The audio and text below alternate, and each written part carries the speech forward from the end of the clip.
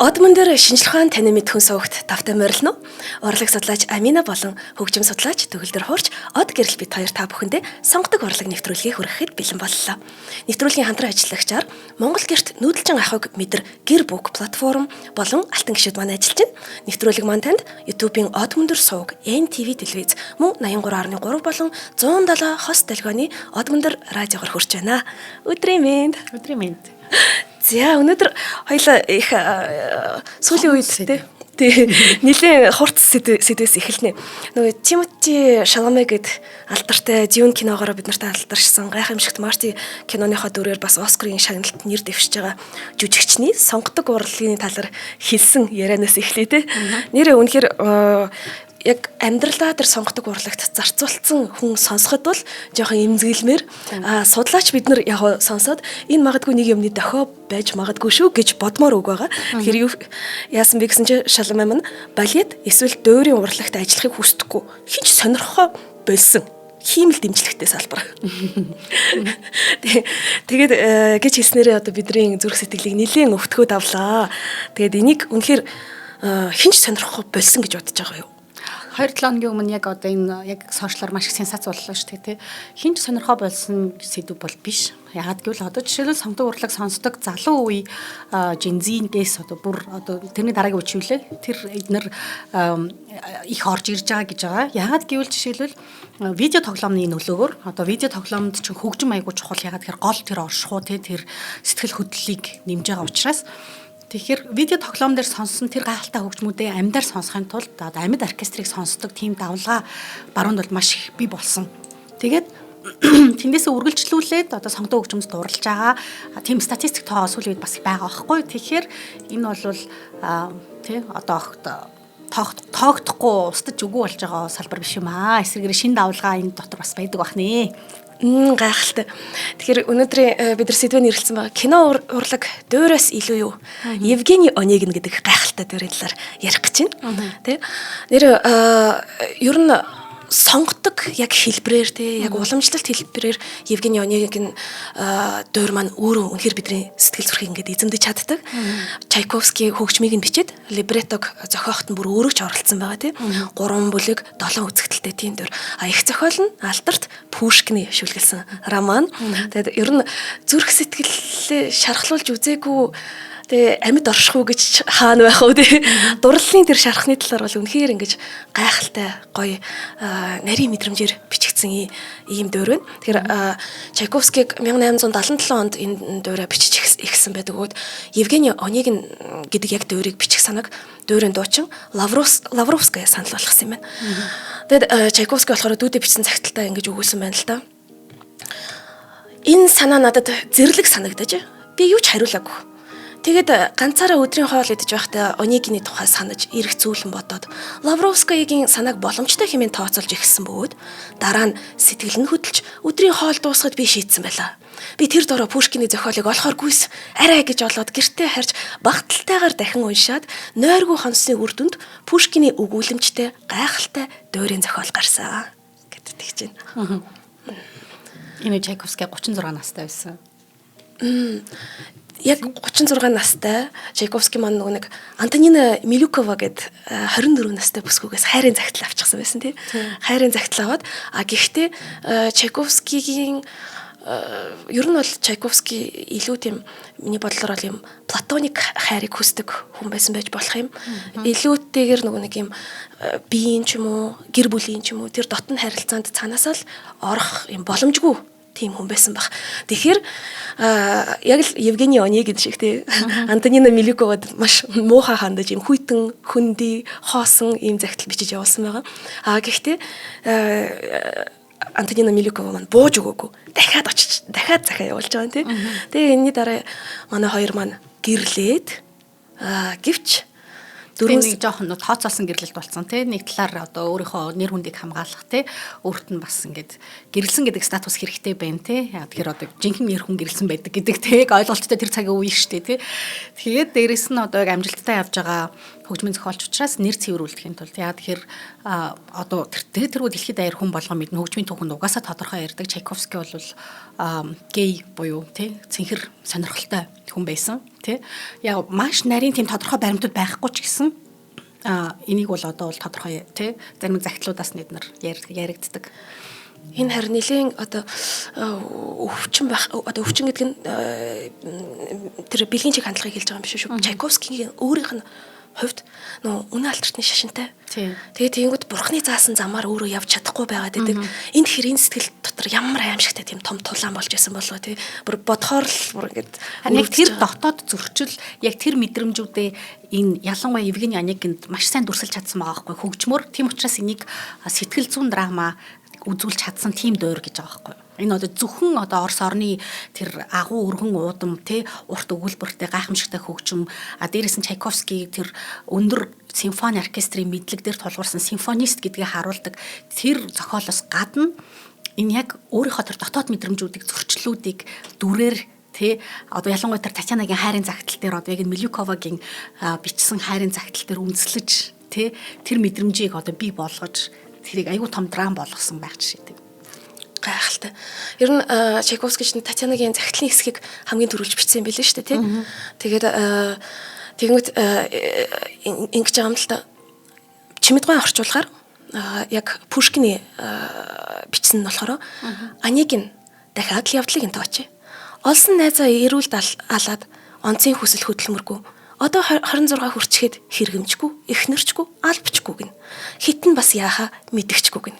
Тэгэнгүүт Чайковский өөрөө либретонд оролцоод бичиж байгаа. Тэгэнгүүт Онегин дотроо олсон найзаа эрүүлд алаад онцгийн хүсэл хөдөлмөргүй одоо 26 хүрчгээд хийх зүйлгүй уйдахта хэрэгэмжгүй, эхнэрчгүй, албачгүй, хитэн би бас яаха мэдгчгүй байна. Гэж одоо Чайковский Шиловский гэдэг хүнтэй нийлээд либретто өөрөө бичсэн.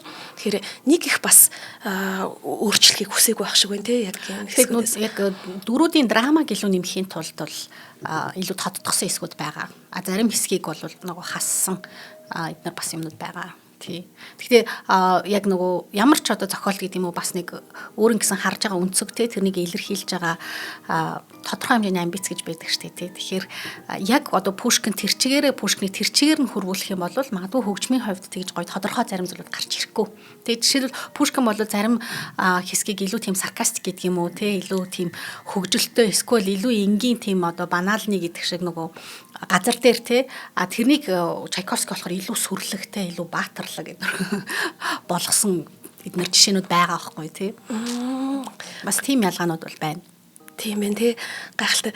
Тэгэхээр ялангуяа нөгөө уран зохиол сонирхогч нар тий Онегиныг яг ингээд дууртайг харьцуулах юм бол бас ялгаатай байдлыг нь тэндээс мэдэрч тэндээс таашаал авах нь бас гоё штэ тий хөгжим нь энүүгээр өөр энийг нь тодтогсон юм байна зохиол дээр бол ингэдэг гэдэг тий тэгэхээр ялангуяа яг нөгөө Онегинор өвчлсөн гэдэг юм уу тий энд дурлсан хүмүүс бол бүр яг тэгж харьцуулж судалж тэндээс нь тэр хэсгийг нэгсэн юм байна гэж их сонирхож ярьдаг юм билэ.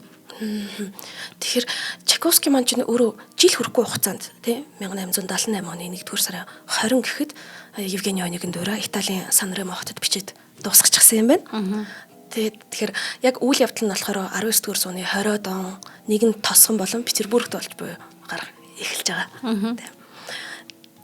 Тэгэхээр энэ нөгөө тосгоны амьдрал одоо Оросын ард түмний ардын одоо дуу хөгжмийг тий энд бас их шингээсэн байгаа. Тэгэхээр энэ дэр нөгөө ардын бүжиг, вальс, мазурка, полонез эдгээр бас орж ирсэн. Тэгэд энэ дэр Оросын хөгжмийн тусгалаас гадна нөгөө баруун руу тэмүүлсэн гэдэг юм уу тий барууны нөлөө их орсон. Тэрүүгээр одоо жишээлбэл полька, мазурка эдгээр дээр илүү тэр нөгөө барууны уур амьсгал нь мэдэгддэг. Нэг тийм холимог зүйлсүүдийг бид нар бас хөгжмөөс яг нарийн ажиглах юм бол олж мэдэх бас боломжтой байдаг. Энэ дөрөөс. Тэгвэл яг Пушкиний хувьд болохоор 19-р зууны их үед бичиж байгаа зохиолоо тийм. Тэр 19-р зууны 2-р хагас гэхэд Чайковский дуурийг нь гаргачихж байгаа. Тэгэхээр энэ өөр 19-р зуун гэдэг чинь Оросын эзэнт гүрний түүхийн хувьд бас нилээдгүй хэцүү үе тийм. Энд одоо юу юуг хувьсгал болох гээд байгаа, хувьсгалын уур амьсгал болох гээд байгаа. Тэгээд гэхдээ шүлэг, яруу найраг энтрийг нь уншаад үзэнгүүт би бол энийг бүдүүлэг үгээр агуу их эм орол гэж нэрлэмээр байдаг байхгүй юу? Одоо нэг ер нь бол ингээд энд маш олон зөрчил тэр чигтээ улс даяараа орцсон юм шиг ингээд яг ингээд хувьсгалын үеэр ингээд ахын дүүгээ алж ясан гэдэг муухай факт байдаг тий. Тэгэхээр яг тийшээгээ явж исэн юм шиг ингээд нэг юм өөрсдийнхөө идентификац ер нь одоо улсынхаа хувьд Орос хүн гэж хинбэ гэдэг асуултандаа ингээ хариулах гад ингээ ядчихсэн тийм их хэцүү цаг үед бичигдсэн бэ шүү бас. Яг тийм. Пушкин одоо өөрөө яг энэ Евгений Онегины бичгээс өмнө ерөнхийдөө ийм том хэмжээний утга зохиолын одоо том хэмжээний роман өгүүлэл эдгээр орос хэл дээр байгаагүй гэж байгаа байхгүй юу? Ер нь байгаагүй үзэж тооцож болно гэж байгаа. Тэгэхээр дандаа нэг орчуулгын бүтээлүүд Францаас Англиас эдгээр дандаа орчуулсан. Тэгээд угаасаа тухайн үеийн язгууртнууд чинь Францаар ярьдаг, соёл нь илүү францчсан байсан Тэгэхээр яг энэ нөгөө торгон мөчөд Пушкины бас амбиц байна. Дээрээс нь яг энэ үндэсний үзэл яг сэргэж гарч ирж исэн. Тэгэхээр яг тэр Орос хүний бичсэн, дээрээс нь Орос ах үе, Орос хүний эм орол гэдэг юм уу тий. Энийг яг тусгаж гаргаж ирсэн байгаа байхгүй. Тэгэхээр энийг нь Пушкин одоо энэ дээр бол энэ алхмаараа түүх бүтээчлээ тийм үү. Энийг нь хөгжмөн дээр яг Орос дуур гэдэг жинхэнэ Орос дуурыг одоо Евгений Онегинаас хэлсэн гэж үзэж байгаа байхгүй юу. Тэгэхээр эн чинь хоёр том одоо төлөөлөл тий хоёр том хүний ийм одоо түүх явж штэ. За ингээд хамтран ажиллагчаа зарлчаад хэдүүлээ эргүүлээд Онег нараа аялаа. За энэ би амар дуртай байна энэ хамтран ажиллагчид. Монгол гэрт нүүдэлж авахыг мэдэр гэдэг ураатай гэр бүк гэдэг платформ байгаа байхгүй юу? Тэгээд тэгэнгүүт Монгол гэрээр төрөлжсөн захиалгын систем юм байна. Монгол гэрээр. Тэгэнгүүт нэг Airbnb чинь болохоор хотын ингээ байр захиалдаг. Тэгэнгүүт гэр бүл болохоор гэр бүк болохоор малчин айлын гэр захиалж болдог. Тэгээ booking.com ч болохоор зочд буудлыг ингээ холбож байгаа шүү дээ. Гэр бүк болохоор ингээ нүүдэлчдийг холбодог тийм платформ байгаа байхгүй юу? Зүгээр ч нэг захиалгын аппликейшн биш. Одоо галын дэргэд цай уугаад, адуу малтай ойр байгаад Монгол ахыг жинхнэр нь мэдрэх юм боломжтой. Тэр би бүр бүх гадаад найзуудтай хэлсэн байгаа байхгүй юу? Тэгээ нөгөө талдаа мэдээж одоо ингээл одоо энэ ч орчин үе тий. Тэгэл айл болгоо ингээл зүгээр ингээд зочид хүлээж аваад байвал хэцүү шүү дээ. Тийм учраас малчтынхаа амжиргааг дэмжих орлогын их үүсвэрийг ингээд төрөлжүүлэхэд тийм бодтой дэмжлэг үзүүлж байгаа платформ юм байна. Тэгээ гадаадын жуулчдад болохоор Монголын нүүдэлч ахуйтай танилцах юм таатай боломжийг нээж байгаа. Итгэвчтэй ганц жуулчч гэлгүй одоо тийм манайха өөрсдөө тий дотоодын аялал жуулчлал аягууд гоё хэлхэн шүү дээ. Тийм хүүхдүүдээ агаар салхинд гаргachиж болж гин өөрсдөө нэрэл энэ аимшигтай хотын уур амьсгалаас тий ингэж байгалаа мэдэрч Монгол хүн байна да тий ийм гоё байгальтайгаа ойрхон байх тийм боломж байна. За тэгээд 21 аймагаас өөрөө очих аймаг сумаа сонгоод хайлт хийгээд өөр таалагдсан малчин айлаа сонгоод шууд захиалга хийж болт юм байна. Тэгээд зөвхөн малчин айлаар хязгаарлагдахгүй Монгол гэрээр төрөлжсөн гэдэг утгаараа Монгол гэртээ том резортууд, амралтын газруудаас эхлээд жижиг гэр кемпүүд хүртэл дотор нь байдیں۔ Наач өстой гоё юм байна. Өөртөө сонгоно гэхээр аймгаа. Тийм үү. За тэгэхээр холбогдох утас нь 7200 8822 7200 8822 gerbook.com гэд веб хаяг байгаа юм. Мөн iPhone дээр ч Android дээр ч татаад авч болохоор аппликейшн Gerbook гэдэг нэртэйгээрээ байгаа шүү. За ингээм хамтран ажиллагчтай маш их баярлалаа. За. Тэгэхээр хоёлаад энэ юг Чайковскич тэр Пушкинч тэр хоёлаа Оросын утга зохиол болоод хөгжмийн түүхэнд шинжилэл хийсэн байх нэ. Энэ зохиолоор.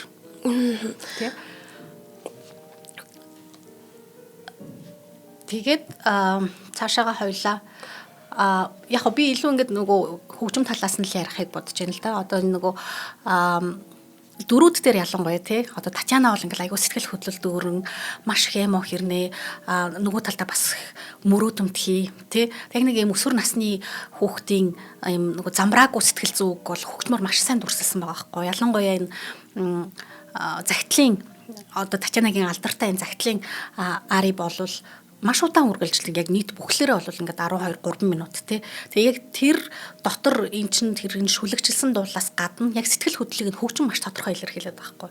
Ингээд яг нөгөө эморсон хэсгүүд нь хөгжмөр жишээлбэл юм хроматик буюу ингээд жоохон доошоо уруутсан хэсэгтэй тэгэн гот нөгөө мөрөөдсөн хэсгүүд нь болохоор ингээд дэшег оргилж гарч ирээд тэгээд тэрнийг нь хамгийн гол нь хөгжмийн зэмсгүүдээр маш гоё тодорхой өгсөн. Хоёулаа нөгөө өнгөрсөн удаад хунтнуур дээр ярьж ирсэн шүү дээ тий. Яг нөгөө лейт мотив буюу яг тэр дүр болгоныг хөгжим Тэгээ ямар нэг хөгжмийн зэмсэг юм уу хөгжмийн аялалгуу ингэж тодорхой илэрхийлж байгаа гэд тэ яг энэ дээр бас гарч ирж байгаа байхгүй. Тэгээ Чайковский өөрөө нөгөө модон үлээврүүдийг яг гоцлол хөгжимд гэдгээр бас их гоё тодтогч гаргаж ирдэг. Тэгэхээр дуул нь яваад айгуу гоё ингээд тодорхой өгүүлэмж явсны дараа дотор сэтгэл зүйн тэр модон үлээврүүд бас ингэж үргэлжлүүлж гаргаж ирдэг. Тэ дээрээс нь тэр оргилж байгаа сэтгэлийг нөгөө гуулийн үлээврүүд ингээд бүр нөгөө буцлаад тэ нөгөө өөрөө хянч чадахгүй бүр ингээд буцалж гарч ирж байгаа тэр ингэж тэрний гуулийн үлээврүүдэр ингээд аюу хүчтэй зодож гаргаж ирж байгаа нар ингээд аюу юм цочирдмоор нэг талдаа гэхдээ нөгөө талдаа дуушнаас тэр хэрээр амигүй ур чадвар шаардаж байгаа байхгүй юу. Яг тэгэхээр тийм одоо зодсон гэдэг юм уу тийм чанга гуулийн үлээврүүд чинь тэр бүрээ тромбон валторн гэдэг тэр хүчтэй хөгжмүүд ингээд зодоод ороод ирэхэр чинь дуучин тэрнийг давж дуулах хэрэгтэй болно. Тэгэхээр дуучтаас бүр маш их ур чадвар шаарддаг энэ гол дүрүүдээс. Тэгээд одоо жишээлбэл нөгөө алдартай сопрано Анна Нитребко хэлсэн байгаа байхгүй. Энэ дуур бол ерөөсөө дуучин гэхээс илүү баг оркестр зориулсан. Тэгээд дуучин оркестрыг давж тэгээ энтэй зогцож дуулна гэдгийг аюу сайн ойлгох ёстой гэж одоо дуучныхаа үүднээс хэлж байгаа байхгүй. Тэгэхээр тэр хэрээрээ одоо сонгодог гэдэг чинь зөвхөн зохиол агуулга тэ хөгжмийн хувьдаас гадна тэр уралж байгаа гүйцэтгэж байгаа хөгжимчдөөс бас сонгодог ур чадварыг шаардаад байна. Тийм. Гэтэл миний уншсанаар айгуу сайн энэ чинь анх Москвагийн Баг театрт 1879 оны 3 дугаар сарын 17-нд одоо анхныхын тоглолт болсон юм биш үү? Евгений Онегин. Тийхтэй болохоор Москвагийн хөгжмийн консерваторийн сурагчдын хүчээр болсон гэдэг тэгж яах юм. Тэ. Тэгээд ер нь бол Чайковскигийн энэ шийдвэрийг би гайхаад байгаа байхгүй юу? Энэ жог нь юу ямар үсттэй тий? Ингээд өөр бүрийн нөхцлүүд тавьсан юм биш үү? Би энэ дуурийг консерваторид тоглогдохоос өмнө театрын захиргаанд өгөхгүй. Би үүнийг хөгжмийн сургуульд зориулж бичсэн. Учир нь энд ердийн нөхцөлтэй, авиасгүй найруулагчтай, утгагүй ч гэсэн тансаг жүжиглэлттэй, удирдаачийн оронд дэвсэн машинтай том тайз огт хэрэггүй. Онегинд надад дараах зүйлс хэрэгтэй. 1. Дундаж ур чадвартай, гэхдээ сайн бэлтгэгдсэн итгэлтэй дуучид. 2. Энгийн боловч сайн дуулах дуучид. 3 дахь нь тансаг биш боловч тухайн цаг үедээ маш нарийн тохирсон орчин хэрэгтэй. Хувцс нь яг дөрийн үйл явдал болж буй үеийн 20 оных байх хэвээр. Найрал дуучид нь эзэн хааны тайзан дээрх хонин сүрэг шиг биш, харин дөрийн үйл явдалд оролцож буй хүмүүс байх хэвээр. Удирдаач нь машин байх ёсгүй. Би Онегинийг Петербургийн ч Москвагийн ч удирдлагад аль алинд нь ямар ч ашигтай байсан өгөхгүй. Хэрвээ энэ дөр консерватор тоглогдох хувьгүй бол өөр хаанч тоглохгүй. Энэ бүр ингээд маш одоо харгас гэдэг шиг те нөгөө нүцгэн үннийг ингээд тодорхой хэлчихэж байгаа хгүй хөгжмийн түүхэнд одоо театр те урлагийн байгууллагуудад байдаг дутагдaltaй талуудын эсрэг те энэ ч ягаад гэхээр энэ Чайковский шин юм туршиж штэ сэтгэл зүйн драма учраас нэгэн хэвийн тоглогддог тэр зүйлүүдээс өөр зүйлийг тавих гэж байгаа учраас тэр шаардлагад нийцсэн тайз хэрэгтэй байсан. Тэгэхээр тэнд нөгөө хүмүүсийн шин, хөгжимчдийн шин те шин юмыг хүлээж авах тэрнийг уусгаад хамтдаа яг Чайковскийн санаа сэдлийг нь ойлгоод бүтээх тийм хамт олон хэрэгтэй байсан учраас консерваторыг сонгосон байгаа байхгүй юу? Театр биш. Яг тэр театр чи өөр гэсэн тогтсон дүрмтэй. Тэгээд тэн дунд эго өндөртэй одоо удирдаач байдаг юм уу, найруулагч байдаг юм уу? Үгүй ингэх ёстой шүү дээ. Чайковский чи юу хийгээд байгаа гэдэг үг огт сонсомооргүй байсан учраас тэгээд яг энийг харах юм бол яг тэр урлагийн байгууллагуудын дутагдaltaй талыг ингээд зүр шууд харгасаар маш тодорхой хэлсэн байгаа даа байхгүй Чайковский. Ийм учиртай юм би. Бүр гайхаад тэг яагаад ингээд консерватор ч гэхдээ одоо хөгжмийн сургууль гэдэг чинь оюутнууд л үсттэй тий. Гэхдээ нэг талаар эн чинь яг нөгөө яг Чайковскигийн үгээр нь байж чадах газар байхгүй цорын ганц. Тэгэхгүй бол театр дотор ч зөндөө албан тушаалтнууд байгаа тийм найруулагч нэг өөрийнхөө санааг тусгамаар байна.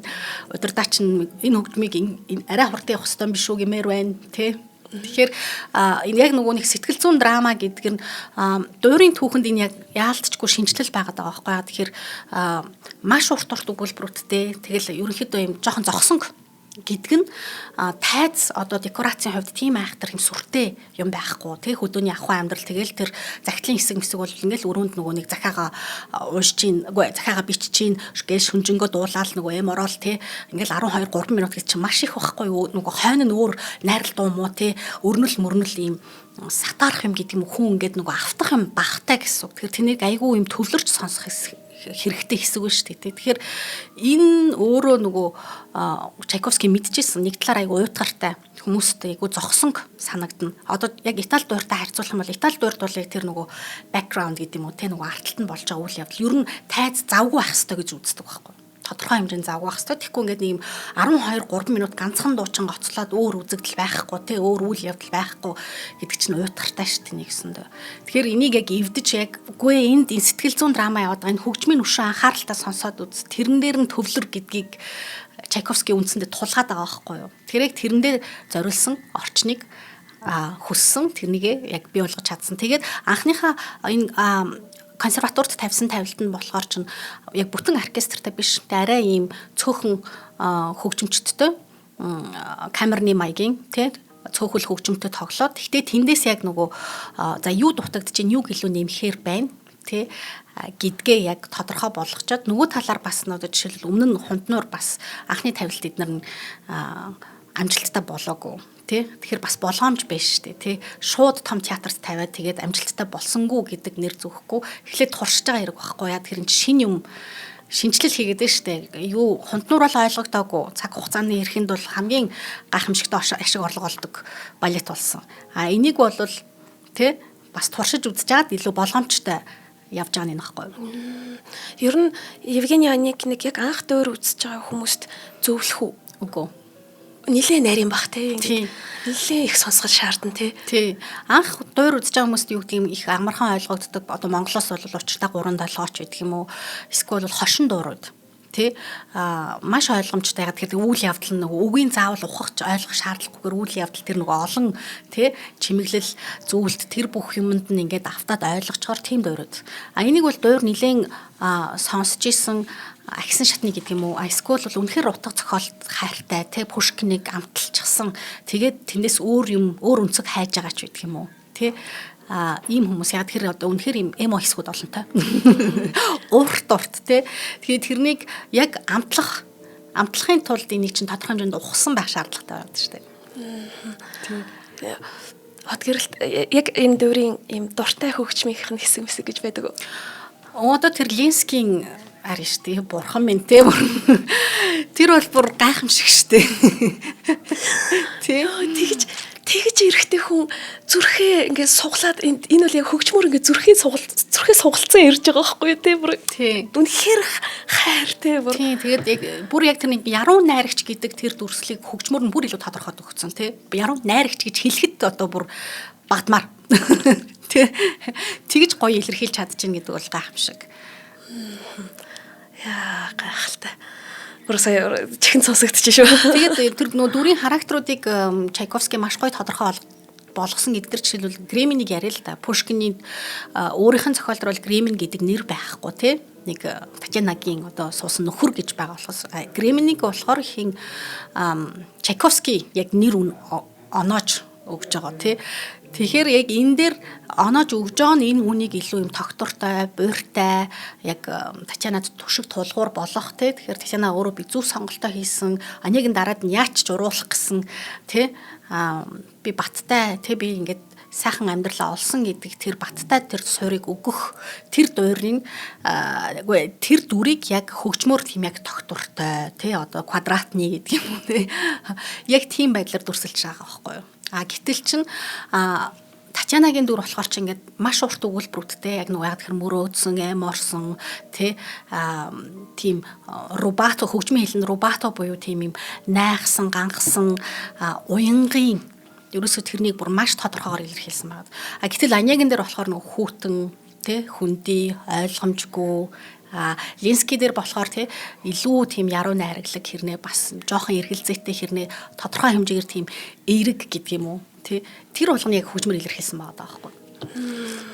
Гайхалтай ингэж юу яхаар тэгэхээр сони юм хөгжмөр илэрхийлж болж юм тий. Хөгжмөр тэгээд хөгжмөр илэрхийлэхийн тулд энд чинь нөгөө гармон зохирол тэгээд ритм айгуу чухал. Дөрөвний тэр тогтвортой гэдэг дээр би квадратны гэж штэ тий. Тэгэхээр яг ингээд юм химнэлэн тогтвортой жишээлбэл гих мэтчлэн гэр чинь бүх юмыг ингэж нарийн тооцоолж байгаа байхгүй Чайковский зүгээр нэг сэтгэл хөдлөлөөр гэхээс илүү бүх юм тооцоотойгоор сэтгэл хөдлөл тооцоол хоёрыг одоо хослуулж бичнэ гэдэг л энэ дээр яг суу бэлэг байгаа байхгүй. Гайхалтай. За манай нэвтрүүлгийн маань хоёр дахь хамтран ажиллагчид маань болохоор алтан гишүүд маань байгаа. За та од мөндөр суугийн алтан гишүүн болохыг хүсвэл Худалдаа Хөгжлийн банкны 41 91 04 518 од мөндөр гэсэн данс руу 100 мянган төгрөг шилжүүлээд гүйлгээний утга дээр нь өөрийн Facebook нэр болон усны дугаараа заавал бичих ёстой юм шүү. За IBAN-тайгаа хэлэлт өгч л дөө. Манай данс 94 3-ыг 4000 41 91 04 518. За тэгээ алтан гишүүн болно гэдэг маань би дандаа хэлдэг. Өндөө зөвөр нэг байгууллагыг дэмжих гэхээсээ илүү монголчуудын ирээдүйн соён гэгэрэл боловсрал тийм үү дараагийнхаа үеийг ингээд сайн сайхан бэлтгэхэд бол маш том хувь нэмэр оруулж байгаа юм шүү. Тийм учраас алтан гишүүдтэй маш их баярлаа. Баярлаа.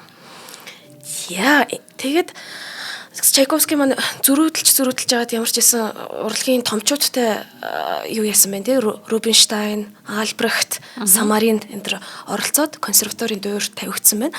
32 хөгжимчтэй багахан хэмжээний найрал хөгжим гэж байна те. 48 дуучинтай найрал дуу. За ингээд мөн уран бүтээлийн гараагаа дөнгөж эхэлж байгаа авьяаслаг дуучдын дөрийг баг театрын тайзнаа амьлуулсан гэдэг тэгж байна. 1981 оны 1-р сарын 11-нд болохоор Москвагийн их театрт бол тоглосон юм байна. Большой театр тийм. Большой театр. Ямар гоё л орохоор тийм. Заалчгүй. Тэгээд энэс хойш болохоор 4 жилийн дараа Евгений Онегиныг Праг хотод тоглоод тэгээ Чайковский өөрөө үзээд Татьянагийн дүрт тоглосон тэр Фёрстер Лаутерер гэд дуучин бүсгүйн тоглолтыг бүр гайхан бишрээд би ийм Татьянаг хизээч мөрөөдөж байгаагүй алах ташилт дуусахгүй байлаа гэд Чайковский өөрийнх нь тэгээ таалалд нийцүүлнэ гэдэг бол бас актер зүйл хаа.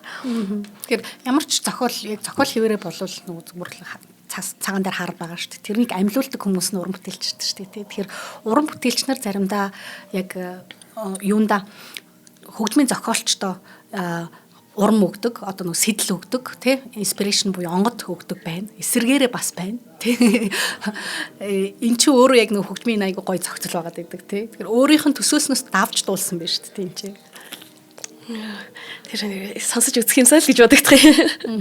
За тэгээ Хамбург, Дармштадт, Вен, Берлин, Варшавын тайзнаа олон удаа тоглогдоод ингэж тоглогдсныхаа дараа 20 дугаар зууны яг эхэнд буюу 1900 онд Миланы Ла Скала театрт тавигдсан юм.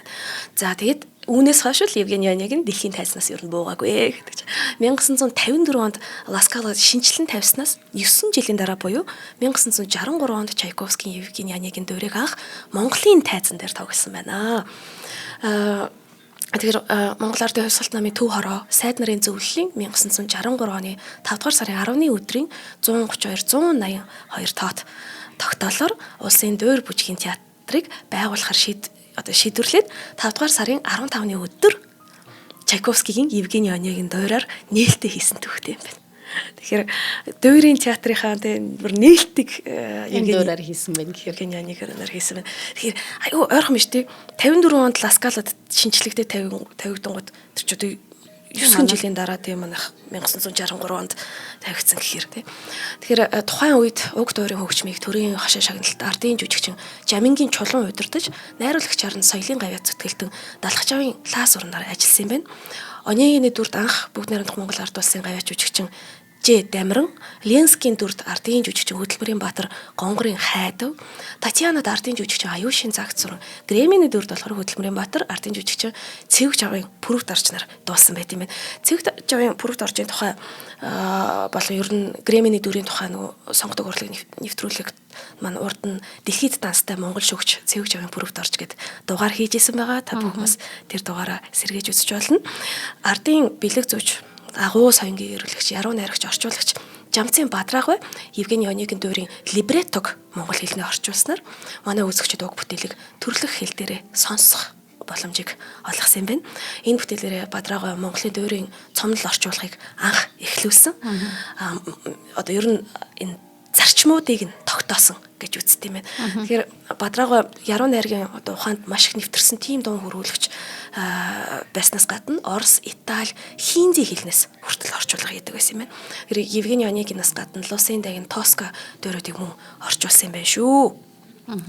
За ингээд Улсын дөрөв бүжиг эрдмийн театрын хувьд болохоор Монгол Улсын соёлын аяц сэтгэлтэн Жамзын Бадраа ахсны мэндэлсний 100 жилийн ойд зориулаад түүний орчуулсан дөрүүдийн нэг Чайковскигийн Евгений Онегин дөрийг Бадраа ахсны төрсөн өдрөөр буюу 2026 оны 3 дугаар сарын 21, 22-нд тоглох юм байна. Одоо энэ маргааш нөгөөдөр. Тийм маргааш нөгөөдөр тийм энэ хагас өвдөсөд байна. За тэгэхээр мэдээж бид нар дандаа хэлдэг тий. Альва нэгэн дөөр балетыг үзэх гэж байгаа бол эхлээд либретог нь уншаад ороорой. Ямар үйл явдал болж байгааг мэдэх юм бол илүү дөхөмтэй байгаа тий. Тэр нөгөө нэг кино шиг биш учраас тий. Нэг тийм заавал одоо төрүүлээд үйл явдлыг нь мэдчих юм бол сонирхолгүй болно гэж зүйл байхгүй тий. Ер нь бид нар нэвтрүүлгээ кино урлаг маань тий дөөрөөс илүү юу гэд асуулт тавьсан байгаа шүү дээ тий. Тэгэхээр од гэрлийн бодлоор ер нь энэ хоёрыг харьцуулж болох уу? Харьцуулж баг боломгүй тий. Ер нь бол яг тийм ч хүний таашаалын асуудал. Яг хүн амын харьцангуй бага хувийн сонгодог урлагийг сонирхдаг байж болно. Гэхдээ энэ чинь хүний таашаалын асуудал. Тэгээд өнөөдөр хүртэл сонсож байгаа бүр ухаж бүр дуурлаж байгаа хүмүүс бас маш их байна тий. Нэр судалгаагаар ингээд харахаар ерөнхийдөө их юм уншдаг хүмүүс гэдэг юм уу тий. Эмчнэр хуульч нар илүү сонгодог хөгжмийн жинхэнэ фанатууд болт гэж байгаа байхгүй юу. Тэ яг ингээд уншиж ийм онсыг нь тайлах дуртай ч гэдэг юм уу те ухдаг тийм хүмүүс ингээд фанатууд болж байна. Тэгэхээр энэ бол цаашид ч гэсэн эзэж тасрахгүй түрүүний хэлжсэн одоо видео тоглоомчд хүртэл маш их орж ирж байна те сонсогч нараас. Тэгэхээр кино бол одоо хүмүүст илүү ойлгомжтой байдлаар ярихын тулд хоолтой жишээлбэл ойрхон баг.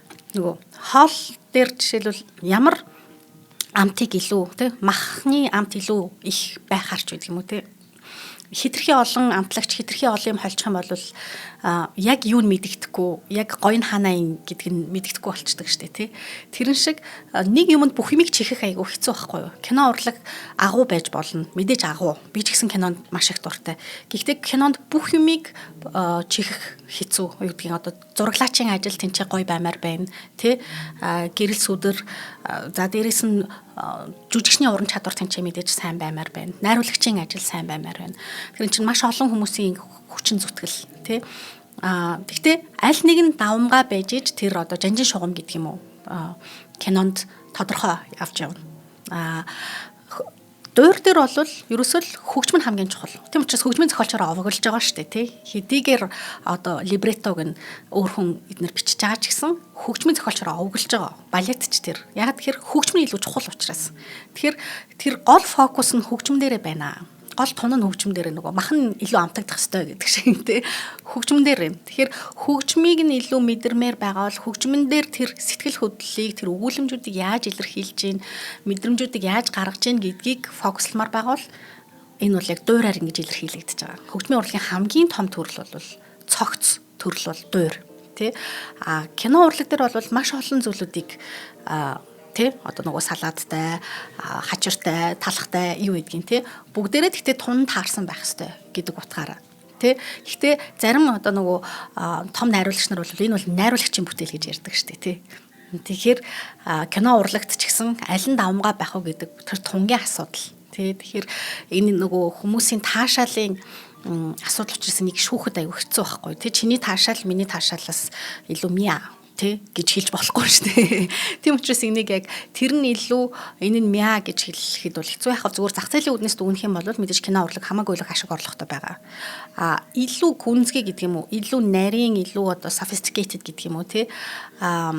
Тим одоо акшн, тим мэдрэмж, тим таашаал ярих юм бол магадгүй дуур нь илүү байх магадaltaй. Гэхдээ бас энэ бол хүний сонголтын таашаалын асуудал. Тэгэхээр энийг бас шүүхэд аягүй хэцүү байхгүй. Манайхан заавал нэг харыг хар те цагаан ингээ саарл те ягаан магаан байхгүй байх гэдэг шиг тийм асуулт юм да. За гайхалтай. Тэгэхээр мэдээж бас нөгөө үйл явдлаас нь товч дурдвал те сонирхолтой байх гэж бодлоо. Тэгэхээр за нэгдүгээр бүлэг нэгдүгээр үзэгдэл дээр юу гардаг вэ гэхээр Ларины эдлэн газарт байх байшин болон түүний хажуугийн юм цэцэрлэг гарна. За тэгээд энд болохоор тэдний гэр бүлийнхэн болон Татьяна, Ольга нарыг одоо ингээд танилцуулж байгаа. Тэгээ удалгүй морин тэрэгний төвөргөн хонхны дуу сонстоод Ленский ноён Онегины хамт ирж байгаа. Ленский болохоор Лариныхны хөрш Ольгад дурлсан залуу. Өөрийн шинэ хөрш Онегиныг тосгонд уйдаад байгаад бол Ларри надад танилцуулахаар ингээд ирснээ хэлж байгаа. Тэгээд тэд нар хамтдаа ингээд ороог өнгөрүүлэхэд өрлөг ихэн Татьянад шинэ ноёнд нь таалагдсан байх магадaltaй талаар яриад энэ үзэгдэл төгсөж байгаа. Хоёрдугаар үзэгдэл дээр яадаг вэ гэхээр Татьяна Онегинд дурлаад байд суух газар олж ядсан байгаа тий. Эцэст нь ингээд өрлөг ихтэй хэлж байгаа. Тэгээд ингээд намайг ингээд 50 орхиоч гэдэг 50 орхихыг гуйгаад. Тэгвэл Татьяна Онегинд ингээд захаа бичинд бүх л шөнийн туршид битсээр өглөө болоод нар мандахад л захаагаа дуусгаж байгаа. Тэгээ өрлөг ихтэй хэлээд Онегинд захаагаа өгч явуулж байгаамаа. За 3 дугаар үзэгдэл дээр бол Онегийн нөгөө нэг Онегийн ирсэн. Тэгээ нөгөө нэг захааныхаа хариуг ингээд тисчээд ч хүлээгээд тэгээ Онегийн Татьянагийн чин сэтгэлийн илрэлд одоо сэтгэл нь айгу хөдөлсөн. Тэр зохиол дээр ч гэсэн тэгдэг шүү дээ нөгөө Онегинд хамгийн муухай нь Онегинд таалагддаг байхгүй юу? Тэ нэг юм залуухан юу ч мэдэхгүй тосгоны охин үрт нь ингээд дурлцсан байгаа нь ингээд таалагдчихж байгаа. Өөрөөр хэлбэл Онегийн эгог бол тэнцээ айгу гоё тий өргөж тижээж өгч байгаа тий. Тэгсэн хэрнээ мэдээж нөгөө нэг маш юм хүүтэн ёсорхуу зангаар гэрлэх бодлогоогоо хэлээд тэгээд нөгөө нэг бас их актер ярина тий. Хайрлна гэдэг нь гэрлэлттэй адил өгөөд гэрлэлт бол зуршил бол хайрын төгсгөл юм аа гэж байгаа. Айгуу гоё мэдмхэрч тий. Дараа нь яхаа мэдгүй л байна да гэдэг шиг. Тэгээ Татьяна болохоор мэдээж маш их өвдөж, маш их гомдол шаналлалтаа автан. Тин чинь нөгөө нэг эмэгтэй хүний хувьд ч гэсэн яг өөрөө эхэлж захаа бичээ тэрийг өгнө гэдэг чинь айгуу том алхам байхгүй. Нөгөө талаар бас нөгөө гинэн тэнгийнх тий энэ чи яг энэгээр бас нөгөө тосгоны энгийн гинэн тэнэг охин гэдгийг бас харуулдаг байгаа шүү дээ. Энэ чи 19-р зуун тий огт бүр ингэж болохгүй байхгүй тий. Одоо бол бид нар ингээл феминизм гэж нэмэгтэй хүн санаачлахыг гартаа авч болно, төрүүлж болцсон дөрж болно гэж энэ чинь маш хатуу нийгэм үеийнхэн тий. Зүгээр ер нь бол өөрийнхөө бүх бардам зан бүх одоо нэр хүндийг эрсдэлтэй оруулаад л ингээд сэтгэлээ дийлэхгүй хилчилж байна л гэсэн үг шүү дээ тий. За тэгээ цааш нь. За цааш нь 2 дугаар бүлгийн 1-р үзэгдэл маань гарч ирнэ. Тэгэхээр Ларриныхны гэрт Татьянагийн төрсөн өдөрт зориулсан үдшилэг болж байдаг.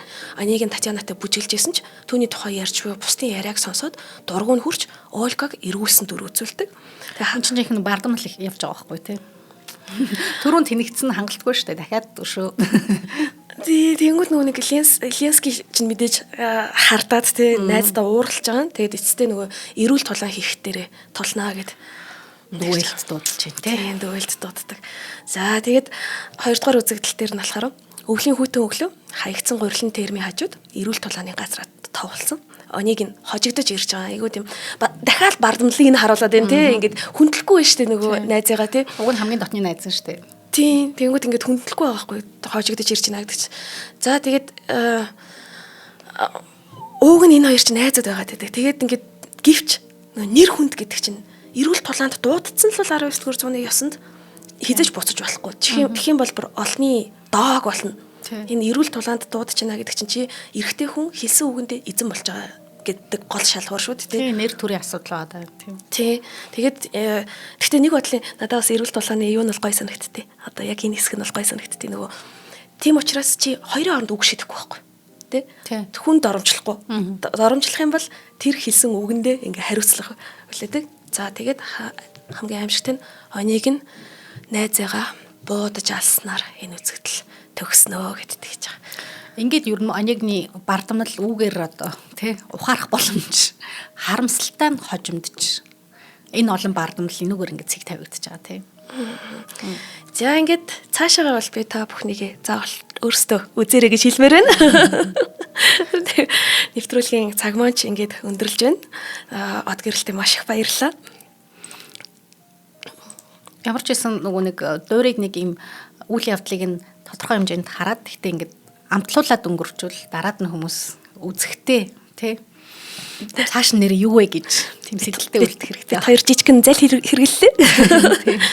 За ингээд од мөндөр шинжилгээний танин мэдхгүй сувгийн сонгодог урлаг нэвтрүүлгийг урлаг судлаач Амина миний бие болон хөгжим судлаач төгөлдөр хуурч од гэрэл нар бэлтгэн хүргэлээ. Нэвтрүүлгийн хамтран ажиллагчаар Монгол гэрт нүүдэлж авахыг мэдэр гэр бүх платформ болон алтан гишүүд маань ажиллаа. Харин нэвтрүүлэг маань танд YouTube-ийн од мөндөр сувг, NTV телевиз мөн 83.3 болон 107 хос долгионы од мөндөр радиогоор хүрлээ. Маш их баярлалаа. За баярлалаа.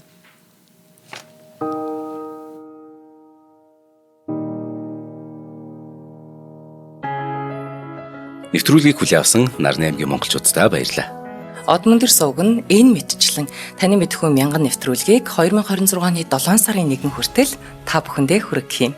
Их хэлээрээ шинжлэх ухаан танин мэдхүйг түгээхийн үлсэд нэгтгэх хүсвэл та бидэнд хандив өгөх боломжтой. Жилдээ ганцхан удаа 100 мянган төгрөгөөр биднийг дэмжснээр шинжлэх ухаан танин мэдхүйг түгээх энэ үйл хэрэг амжилттай үргэлжлэх юм. Од мөндөр нэр дээрх Худал агшлын банкны данс байгаа 4191 Тэг 4518. Та 100 мянган төгрөгөөр шилжүүлэхдээ гүйлгээний утга дээр нь өөрийн нэр болон утасны дугаараа заавал бичээрэй. 100 мянган төгрөг хандалснаар од мөндөр сувгийн алтан гишүүн болох юм а. Шинжлэх ухаан танин мэдхгүй Монголд ялах болтугай.